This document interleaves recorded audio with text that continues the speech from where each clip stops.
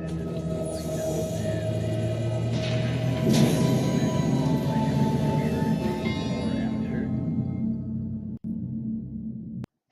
what's up, YouTube? It's Richie from Boston, and it is that time of year again. The guys over at Tiger Stream have sent me another brand new unit, and I will be giving that away. But until I do, they are offering, using a promo code, Richie, and you will save $100 off.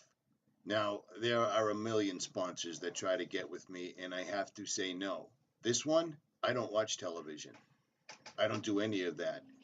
But I know a lot of you do. This will literally cut that one monkey off your back. If I could figure out a way to get around it so we didn't have to pay a phone bill, I'd be selling that stuff too. But I haven't found one yet. So for now, use the promo code Richie. You'll save $100 off of this, and you won't have to pay a cable bill anymore. So there's that. Everything you need to know will be in the description. Now, onto the video. You absolutely have to love this. You have to love this. The murderous usurper Jesuit Pope Francis is now telling people not to argue with the devil. He's much more intelligent than us. And he goes on to break this down. The devil is much more intelligent than mere mortals and should never be argued with, Pope Francis has warned.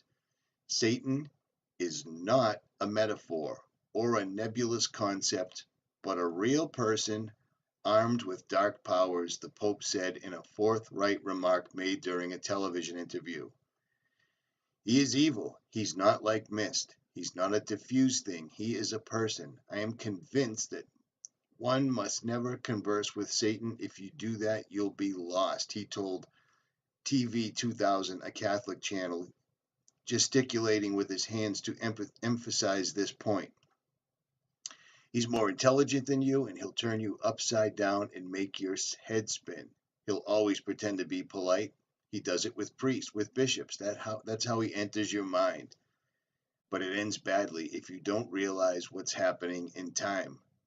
And I'll leave the rest of this if you want to read all of this, but I find it really, really, really strange that this comes out right after we hear the people in the artificial intelligence and quantum computer fields all talking about summoning old ones beyond demons, so forth and so on. And we're hearing this from a bunch of people that sit in front of a throne that looks like this. This is the papal throne. Now, how in any way in the world should this belong in a building of holy men? This looks exactly like what it is. This is nothing more than demons ripping out of the earth, out of the shale, hell, whatever you want to call it. There's no two ways about that. This is incredibly demonic, and that's just basically what these guys do. Not a big deal. None of this looks like anything spiritual, uplifting, or godly. None of it. And now, for whatever reason, the Pope has decided to come out and say that Satan, the devil, is a real person walking amongst us and we should not converse with him. What a strange thing. What strange timing.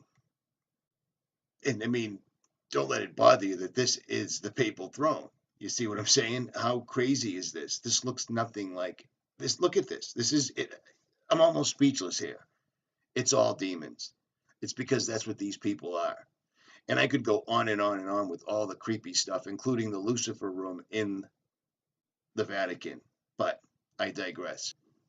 And what could be more Christ-like than having an enormous obelisk sitting directly in the center of the keyway of the Vatican?